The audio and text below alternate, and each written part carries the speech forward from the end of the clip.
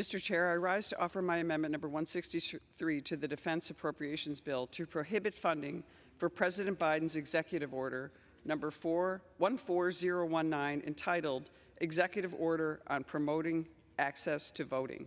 This executive order requires federal agencies to use their power, influence, and resources and federal funding, taxpayer cash, to enter into agreements with non-governmental organizations, third-party organizations, to conduct voter registration and other voter mobilization activities, including vote harvesting.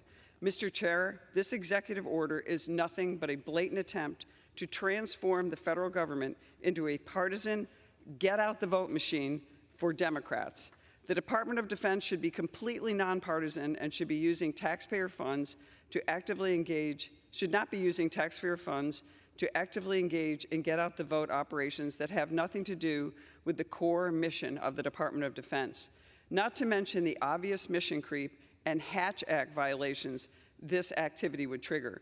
Mr. Chair, President Biden should not be weaponizing the federal government spending using American taxpayer dollars to manipulate and steer our election in a partisan manner.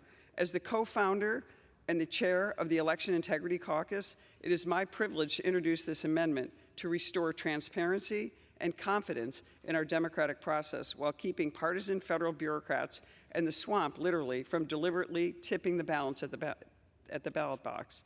I stand firmly behind the concept of one citizen, one vote, as enshrined in our Constitution. However, I do not support this blatantly partisan mobilization of the federal government for political purposes, especially at such a critical time in the world.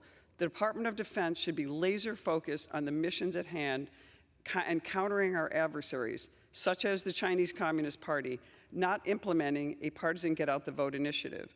With that, Mr. Chair, I urge all my colleagues to support this amendment, which will preserve election integrity, stop the Biden administration from transforming the Department of Defense into a get-out-the-vote partisan machine for the Democrats.